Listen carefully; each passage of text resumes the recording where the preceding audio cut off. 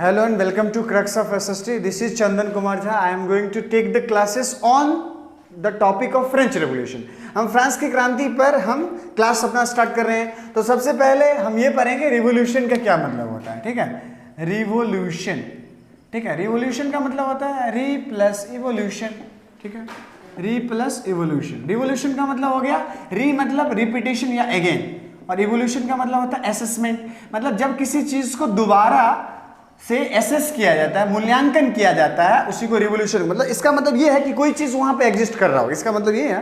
तब ना पुनः उसमें री का मतलब कि अगेन, जो रिपीट, मतलब कोई चीज, anythings which is prevailing there, and in that things people are the people who is residing in the specific area in that area, or even it means that the people who is residing in a French or in a France striving to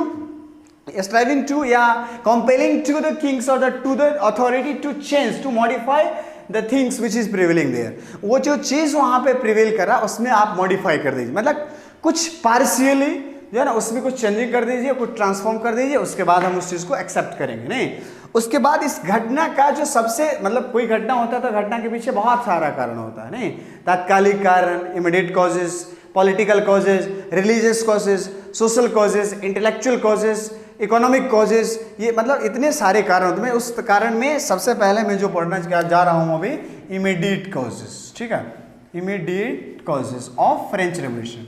मतलब कोई भी घटना होता है उसके पीछे जो तुरंत का कारण बनता है वही उसका जो इंस्टेंटेनियस कॉजेज जो बनता है वो इंस्टेंट का जो कारण बनता है, तुरंत का जो तब क्षण, उस क्षण पे कोई जो घटना तुरंत होता है उस क्षण पे जो वही इमीडिएट कॉजेज बनता है. तो ये हो गया मेरा इनकम्पिटेंसी ऑफ किंग. अगर मैं लिखूं incompetency of king, incompetency of king, राजा की अयोग्यता. नहीं, तो ये घटना होती है 1789 की जो फ्रांस की क्रांति में पढ़ रहा, फ्रेंच रेवोल्यूशन ऑफ 1789 जो मैं पढ़ रहा हूँ, 1789 की जो फ्रांस की क्रांति पढ़ रहा हूँ, इस फ्रांस की क्रांति के पीछे जो राजा की अयोग्यता, ये सबसे ज्यादा रिस्पॉन्सिबल फैक्टर है.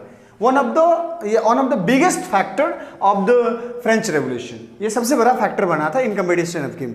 मतलब ये जो घटना होता है जब 1774 की बात है, 1774 में लुईस 16 फ्रांस का राजा बनता है. ठीक है, उस समय इसका उम्र है 20 इयर्स, और इसका जो शादी होता है ये होता है ऑस्ट्रियन प्रिंसेस. ठीक है, ऑस्ट्रियन प्रिंसेस जिसका नाम है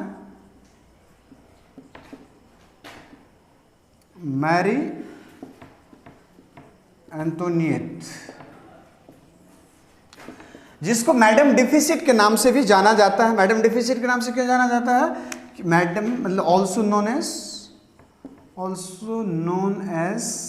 मैडम डिफिसिट,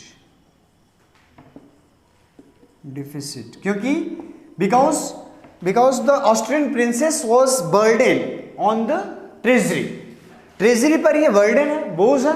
इसी बोझ के कारण ही इनको कहा जाता है मैडम डिफिसिट के नाम से जाना जाता है. ठीक है, और उसके बाद ये जो बात आती है कि जो इनकम्पिटेशन ऑफ किंग, कि राजा में क्या है कि दो चीज की कमी है. कि in the king Louis 16 we know that कि हर एक जगह पर सिचुएशन खराब आता है, हर एक जगह पर सिचुएशन खराब होता ही है. मतलब कहीं पे ऐसा नहीं कि सब कुछ बने बनाए सब कुछ अच्छा हमेशा होता है, ऐसा कहीं नहीं होता है. सब जगह उतार चढ़ाव, फ्लक्चुएशन, अप्स एंड डाउन आता ही रहता है. लेकिन वो मतलब हिस्ट्री उसको याद रखता है, हिस्ट्री उसी को रिमेंबर करता है, उसी को कमेमोरेट करता है कि जो आदमी ये जानता है कि how to handle the worst situation, जो खराब सिचुएशन है उससे हमको उसको हैंडल कैसे करना, how to manage that situation, जो ये समझता है कि हमको उस सिचुएशन को मैनेज कैसे करना है. तो लेकिन राजा के पास जो है कि दो चीज की, एक तो पहली बात ये कि उसके पास इनएक्सपीरियंस है, मतलब they have a lack of experience. They don't know how to properly run the government जो वहां पे चला रहे हैं उसको कैसे चलाना है, ये अनुभव किया हुआ है. दूसरी कि there is a lack of determination, इच्छा शक्ति की भी कमी है. मतलब एक इच्छा शक्ति भी होता है, एक अनुभव नहीं है तो कोई बात नहीं, बहुत में इच्छा शक्ति भी होता है कि इच्छा शक्ति के बदौलत वो काम करवा लेता है. मतलब वो सोच लिया कि मुझे ये करना है, वो डिटरमाइन कर लिया कि मुझे ये करना है तो करना है. नहीं, तो ये एक डिटर्मिनेशन भी किसी में होता है तो वो भी काम चलता है. लेकिन इस दोनों में ये दोनों चीज नहीं था कि पहला चीज ये कि लैक ऑफ डिटर्मिनेशन भी है, दूसरा चीज लैक ऑफ एक्सपीरियंस भी है. नहीं, तो लैक ऑफ डिटर्मिनेशन लिख देते हैं, लैक ऑफ डिटर्मिनेशन पहला कारण बना इसका, मतलब इच्छा शक्ति की कमी. नहीं, मतलब कोई करने की मतलब करेंगे, मतलब ये नहीं है कि कर ही लेंगे, ऐसा कुछ भी नहीं। लैक ऑफ डिटर्मिनेशन, फिर है लैक ऑफ एक्सपीरियंस, नहीं अनुभव की भी कमी है। तो ये दोनों चीज की कमी है। ऊपर से क्या है, एक मैडम आ गई है, नहीं उस मैडम का क्या नाम है, ऑस्ट्रियन जो प्रिंसेस है मैरी एंटोइनेट, ये आ गए। और यहां पर मैं एक कहावत बोलना चाहता हूं, इंग्लिश का जो कहावत है कि behind every successful person there is a women and behind every unsuccessful person there is also women. सीधी बात है कि हर एक सफल आदमी के पीछे एक न एक वुमेन की हाथ होती है, एक न एक स्त्री, एक न एक औरत की हाथ होती है, और हर एक असफल आदमी के पीछे भी एक न एक औरत की ही हाथ होती है। मैंने फिर रिपीट कर रहा हूं कि behind every successful person there is a women and behind every unsuccessful person there is also women. तो ये यहां पर यही एक फैक्टर फिर बन रहा है कि ऑस्ट्रियन प्रिंसेस जो है ये, और उसमें भी क्या कि इनका ये कोई दोष नहीं है, नहीं इनका कोई डिमेरिट्स नहीं है कि इस ये जो प्रिंसेस है इनका उम्र 16 इयर्स का, नहीं तो ये तो इंटरटेनमेंट का ही एज है, नहीं ये 20 साल और 16 इयर्स, नहीं ये तो इंटरटेनमेंट का, ये रिक्रिएशन का एज है। नहीं इस समय तो सब कुछ लगता है, इसमें क्या शासन, क्या प्रशासन, क्या अनुभव, ये कैसे गवर्नमेंट चलाना, इससे कोई मतलब नहीं। यहाँ तो बस बात है क्या इंटरटेनमेंट कैसे हो, रिक्रिएशन कैसे हो, मनोरंजन कैसे होगा, या कहाँ पे मैं घूमूं जा करके, तो ये सारा चीज मन में उस समय चलता है, ये ख्याल आता है। और ये इनमें ये एक हम ये भी कह सकते हैं कि एक एज का भी फैक्टर रहा, नहीं एज बहुत कम था, एक ये भी मैं कारण कह सकता हूं। तो ये इसका तात्कालिक कारण बना। अगर ये राजा लुई 16 अगर चाहते, नहीं अगर ये लुई 16 चाहते तो ये सिचुएशन को मैनेज कर सकते थे, हैंडल कर सकते थे, कोई चीज खराब नहीं होता और फ्रांस की क्रांति ही नहीं होता, नहीं लेकिन ये हुआ, ठीक है। और फ्रांस की क्रांति ये इमीडिएट कॉज, इसका तात्कालिक कारण, ये तुरंत का कारण बना था, ठीक है। अब मुझे पढ़ना जो है पॉलिटिकल कॉजेस, उसका पॉइंट में लिखने के लिए जा रहा हूं और उसको मैं एक एक करके मेंशन करूंगा, एक एक करके उसको इलेबोरेट करूंगा, उसको इंटरप्रेट करेंगे, उसके बारे में हम एक्सप्लेन करेंगे। सबसे पहले पॉलिटिकल कॉजेस को मैं समझता हूं, जैसे इमीडिएट कॉजेस का मतलब हो गया तुरंत का कारण, तो ऐसे मैं समझ रहा हूं कि political causes of French revolution, ठीक है, political causes of French revolution. तो पॉलिटिकल कॉजेज में क्या होता है कि जैसे अब यहाँ पर भी एक इसमें क्या होता है कि बहुत सारे आदमी को ये दिक्कत होता है कि किसी से अगर पूछा जाए कि पॉलिटिकल कॉजेज का क्या मतलब होता है, तो जनरली आदमी यही कहेगा, या जनरल स्टूडेंट यही उसका आंसर होगा कि पॉलिटिकल है इसका मतलब कि something which is related to politics, something which is related to election. वो जनरल, हम किसी से भी पूछे पॉलिटिकल कॉजेज का क्या मतलब, कि पॉलिटिकल कॉजेज का ये मतलब हो गया कि कुछ राजनीति से संबंधित है या कुछ इलेक्शन से संबंधित, चुनाव से संबंधित बातें होगी, इसलिए पॉलिटिकल कहा गया। लेकिन ऐसा नहीं, political means policy, something which is related to political causes, which is related to policy execution या पॉलिसी एग्जीक्यूशन, ठीक है, एग्जीक्यूशन मतलब पॉलिसी को एग्जीक्यूट करने या इंप्लीमेंटेशन से संबंधित जो कुछ बातें हैं वो पॉलिटिकल हुआ। तो पॉलिटिकल कॉजेस का मतलब कि राजनीतिक कारण बना वो, तो इसका मतलब कि कुछ न कुछ वहां पे जो policy execution, during the execution of policy there is demerit, वहां पे डिमेरिट होगा, नहीं तो ये देयर विल बी डिमेरिट, ये होगा वहां पर। तो ये मैं सबसे पहले पॉलिटिकल कॉजेज में पहला जो पॉइंट लिखने के लिए जा रहा हूं, डेस्पोटिक मोनार्की, ठीक है। तो पहला कारण इसका है डेस्पोटिक मोनार्की, ठीक है। तो इस डेस्पोटिक मोनार्की में क्या बोलते हैं हम, सबसे पहले डेस्पोटिक का मतलब ये होता है कि where there is no censorship the king, या where there is no control, या where there is no censorship, where there is no monitoring, regulation, हम जो भी कहें कि जिसके ऊपर कोई रेगुलेशन नहीं है, मॉनिटरिंग नहीं है, उसको कोई देखने वाला नहीं है, कोई रोकने टोकने वाला नहीं है, नहीं यही हुआ डेस्पोट। जहां पे कंट्रोल नहीं है, जहां पे सेंसरशिप नहीं है, वो डेस्पोटिक हुआ। और मोनार्की का मतलब हुआ कि राजशाही, राजा जहां पे सुप्रीम है, नहीं राजशाही चल रहा है वो राजा, तो ये डेस्पोटिक मोनार्की। अब डेस्पोटिक का मतलब हो गया कि वहां पर कि कोई उसको बोलने वाला है ही नहीं, राजा को बोलने वाला है ही नहीं। तो इस समय डेस्पोटिक मोनार्की में क्या होता है कि लुईस 14 का एक स्टेटमेंट है और लुईस 16 का एक स्टेटमेंट आता है, ठीक है। तो लुईस 14 का स्टेटमेंट है आई एम द स्टेट, ठीक है, और लुईस 16 का स्टेटमेंट है कि माई वर्ड इज लॉ, मेरा शब्द ही कानून है, और एक बोलता है कि मैं ही राज्य हूं। इस केस में अगर कोई व्यक्ति मतलब अगर कोई व्यक्ति, it means that the people who is residing in France if they are not avoiding the statement which is delivered by the Louis 16 and Louis 15, Louis 14 and Louis 16, it means that that person who is residing in the France, they are committing a kind of crime. वो एक प्रकार का crime कर रहे हैं, क्योंकि जो apex authority है, अपेक्स अथॉरिटी कौन है? राजा है, और राजा बोल रहा है कि आई एम द स्टेट। एक राजा बोला आई एम द स्टेट, और लुई 16 बोल रहा है कि माय वर्ड इज लॉ, मेरा शब्दिक कानून है। अगर इसकी बातों को नहीं माना, इसका मतलब वो एक प्रकार का अपराध कर रहा है, एक प्रकार का वायोलेशन कर रहा है, वो कानून तोड़ रहा है इसका मतलब, क्योंकि अपेक्स अथॉरिटी कोई कर रहा। और यहाँ पर ऐसे कहने के लिए ये दोनों का स्टेटमेंट भी नहीं पड़ा, ऊपर से क्या हो गया कि इसके स्टेटमेंट से तो यही लग रहा है कि हम पर कोई कंट्रोलिंग नहीं है। इसके स्टेटमेंट से लग रहा है कि हम पर कोई कंट्रोल, हमको कोई कहने मॉनिटर करने ही वाला नहीं है। लेकिन यहाँ पर कहने के लिए एक पार्लामा नाम का इंस्टीट्यूट है, पार्लामा।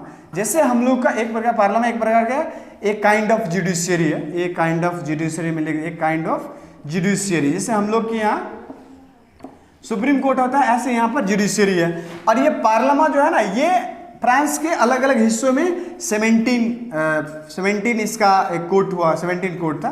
पार्लामा सबसे अपेक्स बड़ी है, जैसे सुप्रीम कोर्ट है ऐसे उसके अंदर 17 को कोर्ट हुआ करता था नहीं। और ये पार्लामा में जो जज है ना, जज की जो अपॉइंटमेंट होता था, अपॉइंटमेंट ऑफ जज, वो that is belonging from the nobility नहीं। ये पार्लामा के जो जजेस ऑफ पार्लामा, जजेस ऑफ पार्लामा हेलिंग फ्रॉम या बिलोंगिंग फ्रॉम नोबिलिटी, और ये नोबिलिटी के से बिलोंग करे, और इसको अपॉइंट करने वाला appointed by whom, appointed by king. अब यहां इसको जो भी पर्क्स एंड फैसिलिटी, या जो भी फैसिलिटी मिल रहा था, जो भी सुविधा, जो भी पेंशन जो भी सैलरी मिल रहा था, या जितनी भी फैसिलिटी मिल रहा था, अगर ये जज, इसको एक डर था, एक फियर था, मतलब ये फेवर क्यों किया? फियर के कारण, due to fear they favoured, who favoured? जज फेवर्ड द किंग। फेयर के कारण, किस चीज का फियर है? तो मेरा सैलरी ले लेगा नहीं, या हमको सैक्ड कर देगा, हमको सस्पेंड कर देगा, they will sacked me, SSCKED, sacked मतलब होता है बर्खास्त करना, वो हमको सैक्ड कर देगा, मतलब बर्खास्त कर देगा। मतलब कौन? राजा बर्खास्त कर देगा। कल से हमको फैसिलिटी जितनी मिल रही वो फैसिलिटी मिलना बंद हो जाएगा, तो हम क्यों बोले? मतलब हमको नियुक्त वही कर रहा, हमको उसके विरुद्ध क्यों बोलना है? बोलना ही नहीं है। तो ये बोला नहीं, तो राजा जब बोलने ही वाला नहीं कोई है, डेस्पोटिक, मतलब ये राजा तो डेस्पोटिक, जब बोलने वाला, हर एक की जिंदगी में रोक टोक करने वाला होना चाहिए, तब तक एक बैलेंस, जब तक रोक टोक करने वाला नहीं है तब तक समझिए कि वो अनबैलेंस लाइफ है। जब कोई टोक टाक करने वाला है, चाहे वो जो भी है, जब पूछने वाला है, तो मैं अपने एक बैलेंस लाइफ जीता हूँ कि कोई हमसे पूछ नहीं दे, कुछ कह नहीं दे, नहीं। तो ये हो गया, ये काम जरूरी है, डेस्पोटिक नहीं होना चाहिए वहाँ पे। तो यहाँ पर भी मोनार्की है, तो एक और भी इंग्लिश में कहावत, where there is monarchy there is anarchy. जहाँ पे मोनार्की है वहाँ पे एनार्की है। एनार्की का मतलब डिसऑर्डर है, अराजकता है। क्यों? क्योंकि ये कोई भी काम करेगा कि तो वॉलंटरीली करेगा, आर्बिट्रेरीली करेगा। तो ये आर्बिट्रेरीली कोई काम करेगा, तो आर्बिट्रेरीली काम करने के कारण ही क्या होता है, तो वो आर्बिट्रेरीली काम करना अच्छा नहीं होता है, नहीं। तो ये हो गया ये डेस्पोटिक मोनार्की में। दूसरा कारण यहाँ पे लिख रहा हूँ, हाइपर सेंट्रलाइज सिस्टम। ठीक है, हाइपर सेंट्रलाइज सिस्टम में पढ़ रहा हूँ कि ये यहाँ पे कहा जाता है कि अगर पावर, कहने के चलते ये कहा जाता है कि अगर पावर, कि अगर सब जगह पे डिस्ट्रीब्यूटेड हो या शेयर करके रखा हो गया हो। पॉलिटिकल कॉजेज में मैंने दूसरा कारण पढ़ा कि hyper centralise system, hyper centralise system, वो सिस्टम जो हाइपर सेंट्रलाइज का क्या मतलब होता है कि बहुत ज्यादा जो सेंट्रिक है, मतलब एक ही आदमी सब काम करेगा, मतलब राजा ही। हाइपर सेंट्रलाइज सिस्टम का मतलब कि वो सिस्टम जिसमें जो भी वेलफेयर एक्टिविटी है एक व्यक्ति के द्वारा किया जाएगा, उस पर उसका इनिशिएशन या वो जब तक साइन नहीं करेंगे, जब तक वो कंसेंट नहीं देंगे, मतलब कौन कंसेंट? एक राजा, एक व्यक्ति के हाथों में सब फुल पावर है, सारी शक्ति। All the power are vested in one people's hand, all the power are vested in one people's hand, that is called hyper centralise system. अगर कोई वेलफेयर एक्टिविटी भी करवाना है, वेलफेयर काम भी करवाना है, तो वो राजा ही वहां पे साइन करेगा, तभी होगा। तो हाइपर सेंट्रलाइज, और राजा के पास तो टाइम नहीं है, नहीं, राजा के पास तो कोई वेलफेयर एक्टिविटी पर ध्यान देने के लिए, कोई अटेंशन देने के लिए टाइम ही नहीं है। तो टाइम नहीं है तो उसके कारण जो सामान्य जनता है, जो कॉमन पीपल है, उसकी वेलफेयर एक्टिविटी में क्या आ रहा था, इंपेडिमेंट, ऑब्स्ट्रक्शन आ रहा था, काम नहीं हो रहा था। अगर यहाँ पर ये सिस्टम हाइपर सेंट्रलाइज नहीं होता, मतलब सारा का सारा पावर राजा के हाथों में ही नहीं होता, नहीं, अगर दूसरे को, जैसे हम लोग जानते हैं कि घर में भी जैसे गार्जियन होते हैं, तो गार्जियन क्या करते हैं कि कुछ काम बांट देते। अगर एक ही आदमी गार्जियन, घर के एक ही आदमी सब काम करे तो वो काम होना एकदम इम्पॉसिबल हो जाता है। एक ही आदमी सब कुछ करे, हर एक चीज़ों को देखे, वो देखना एकदम इम्पॉसिबल, वो काम होना इम्पॉसिबल हो जाता है। लेकिन क्या किया जाता है, काम बांट दिया गया, तुम वो ये काम देख लेना, तुम ये काम देख लेना, तो वो काम आसानी से हो जाता है। वही जैसे कि हम एक दूसरा चीज़ बोलते हैं, जैसे स्कूल है, स्कूल में क्या होता है कि प्रिंसिपल सर होते हैं और फिर वाइस प्रिंसिपल भी होते हैं।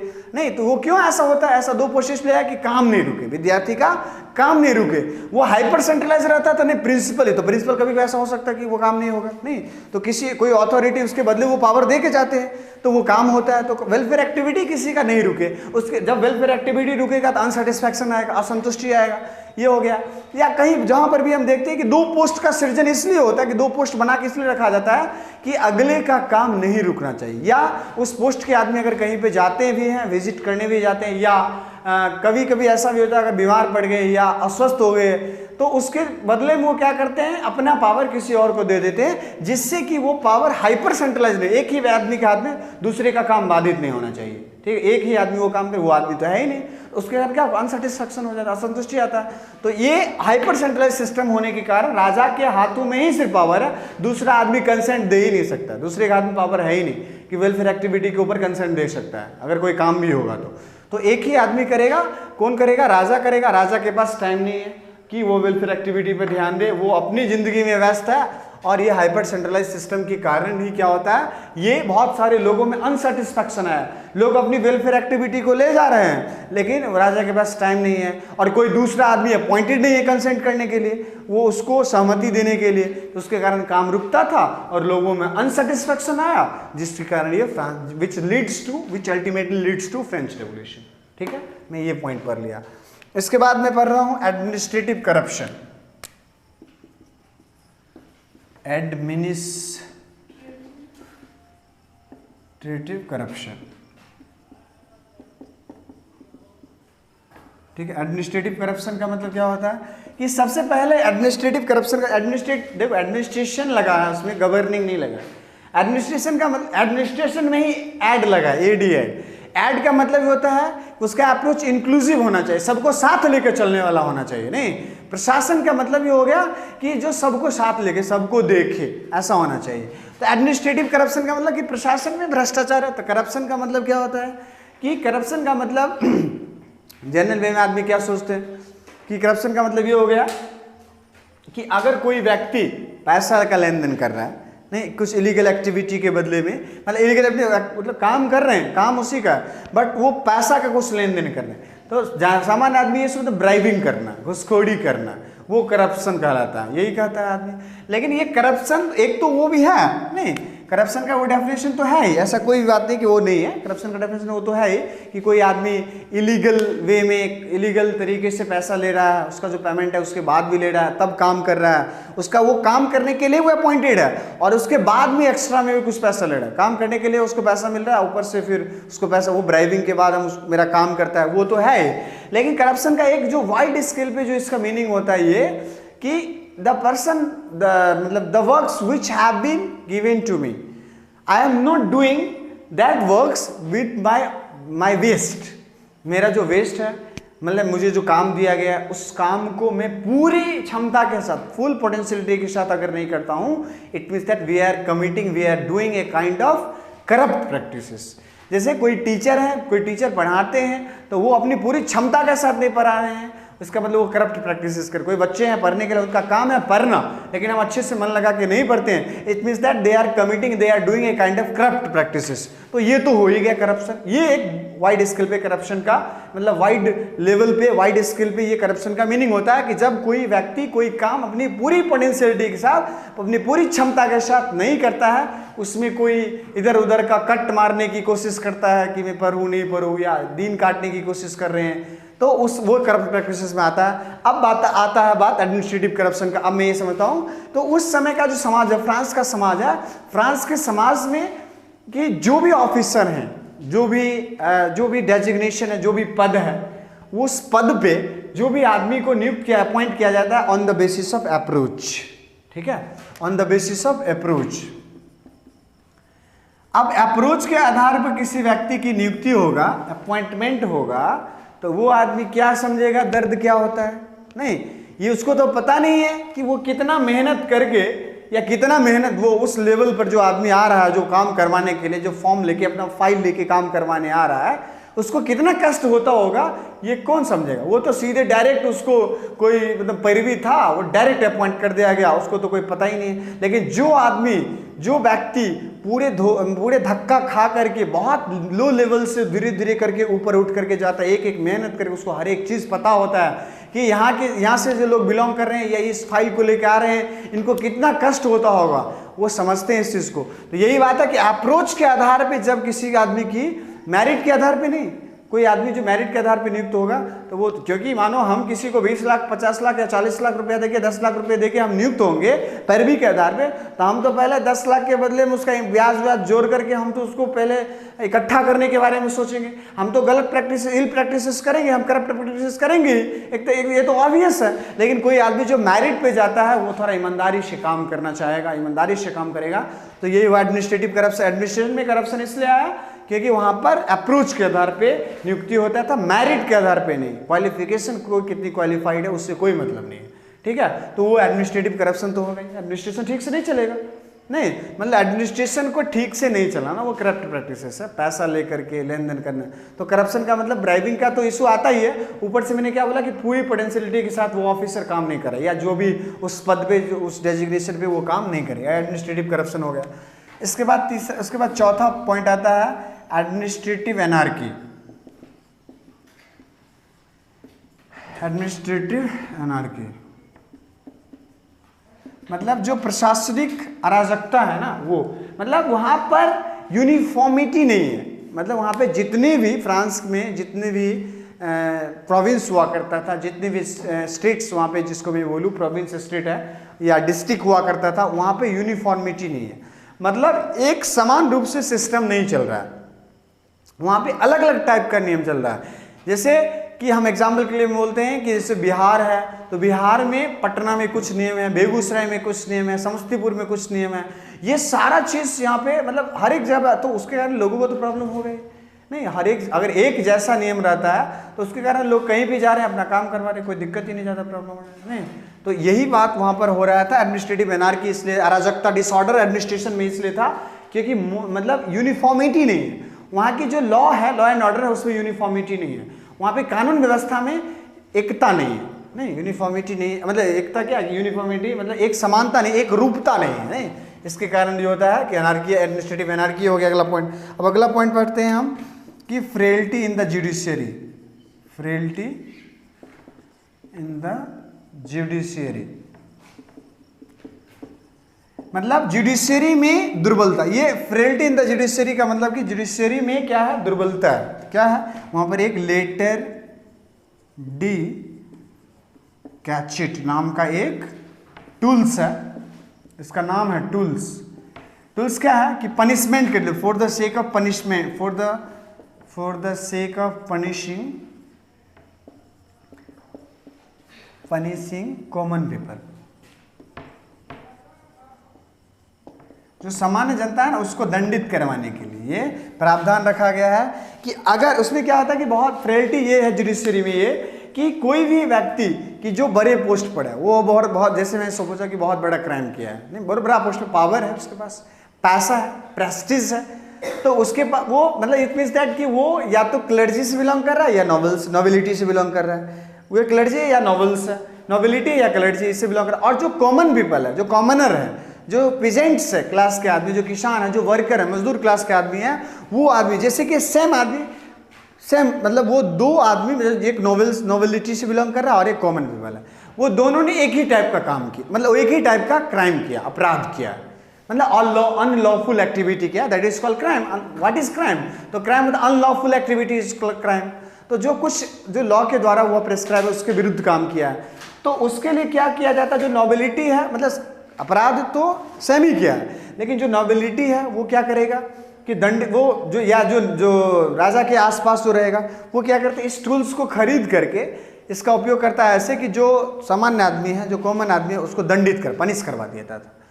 और पनिश करवा देता था कि क्योंकि उसके पास है, उससे लगा हुआ, उसके विरुद्ध लगा हुआ, और राजा के पास जो रहता है, नॉबिलिटी क्लर्जी दोनों पास रहता है, और उसको कॉमन आदमी को वो दंडित करवा देता है। तो ऊपर से क्या अगला चीज़ मैंने बोला कि अगर जैसे कि सेम आदमी है दोनों, जैसे नॉबिलिटी और कॉमनर है, दोनों ने एक ही प्रकार का मतलब मर्डर हुआ, जैसे एक तरह से मतलब, तो मर्डर हुआ तो लाइफ इम्प्रिजनमेंट, आजीवन कारावास की सजा होना चाहिए, या सेंटेंस टू डेथ हो जाना चाहिए, मतलब फांसी की सजा सुना दिया गया। तो दोनों को ऐसा होना चाहिए। तो जो कॉमन आदमी है उसको सेंटेंस टू डेथ सुनाया जाएगा, लेकिन जो नॉबिलिटी से बिलोंग कर रहा है उसको वो सजा नहीं दिया जाएगा। उसको हो सकता है तो माफ भी कर दिया जाएगा कि जाओ, तुम नॉबिलिटी से बिलोंग कर रहा है, क्योंकि तुम राजा के पास रह रहा है, राजा का एडुलेशन कर रहा है, चापलूसी कर रहा है, जाओ तुमको माफ कर देते हैं। तो ये तो सबसे बड़ा डिमेरिट हुआ ना, लेटर दी कैचेट को टूल्स का उपयोग करके, ये बहुत बड़ा डिमेरिट जुडिशियरी में हुआ। और किसी भी आदमी को जिसको जब मन हुआ, राजा का जो डियर वंश जिसको जब मन हुआ उसको पनिश करवा दिया, पेनलाइज करवा दिया, दंडित करवा दिया, दंड दिलवा दिया। नहीं तो ये तो बहुत बड़ा डिमेरिट्स हो गया।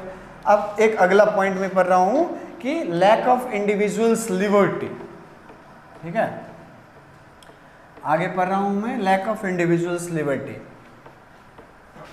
व्यक्तिगत स्वतंत्रता का अभाव है। तो lack of individuals liberty,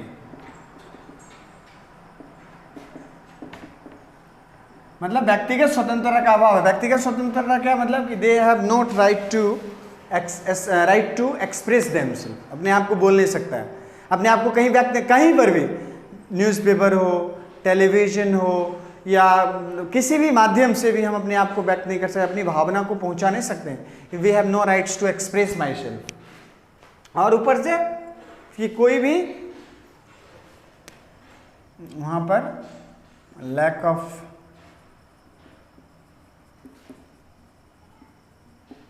freedom of religion भी है, मतलब कोई भी धर्म नहीं अपना सकते। जैसे कि फ्रांस का जो स्टेट रिलीजन था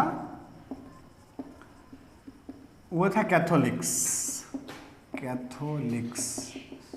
और सिर्फ यही चलेगा। और दूसरे आदमी जो प्रोटेस्टेंट को मानने वाले बहुत आदमी हैं, बहुत प्रोटेस्टेंट सेक्ट के आदमी भी है, लेकिन वो नहीं चलेगा। क्यों? क्योंकि फ्रांस का राजधर्म कैथोलिक्स नहीं, और लोगों को आज़ादी नहीं, लिबर्टी नहीं है। लिबर्टी नहीं किस सेंस में कि वो कुछ बोल नहीं सकता है, कुछ अभिव्यक्त नहीं कर सकता है, कोई लेख नहीं लिख सकता है, न्यूज़पेपर पर पाबंदी लगा दिया गया, उसके माध्यम से भी कोई मैसेज सर्कुलेट नहीं हो सकता है।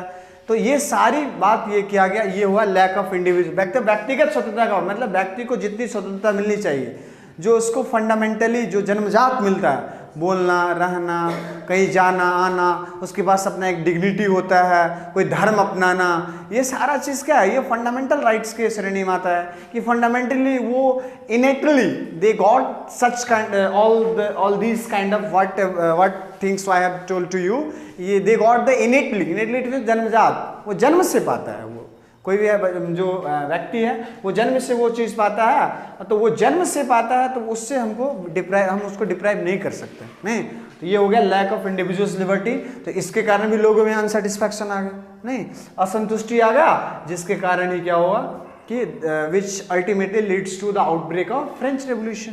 ठीक है, ये मैंने इतना कारण पढ़ लिया। ठीक है, ये पॉलिटिकल कॉजेज था और इमीडिएट कॉजेज भी पढ़ लिया। ठीक है, और मैं आशा करता हूँ कि सबको अच्छा से समझ में आया होगा।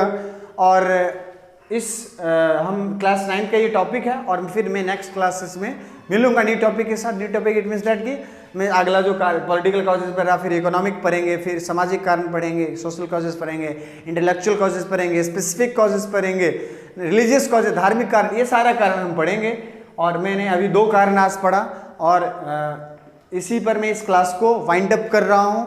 और वेस्ट ऑफ लक। और एक चीज़ कहना चाहता हूँ कि सारे बच्चों के साथ मैक्सिमम बच्चों के पास ये वीडियो पहुँचाएँ, लाइक करें, जिससे कि शेयर करें, सब्सक्राइब करें। अपना क्योंकि शेयर सब्सक्राइब ही यही तो गुरु दक्षिणा है वीडियो क्लासेस का। तो गुरु दक्षिणा जरूर दें, बिना गुरु दक्षिणा के ज्ञान हो ही नहीं सकता है। तो ये बेस्ट ऑफ लक, और यही मैं कहना चाहूँगा कि अच्छा से पढ़िए और अच्छे से रहिए, ठीक है। बेस्ट ऑफ लक, फिर हम अगले क्लास में मिलेंगे।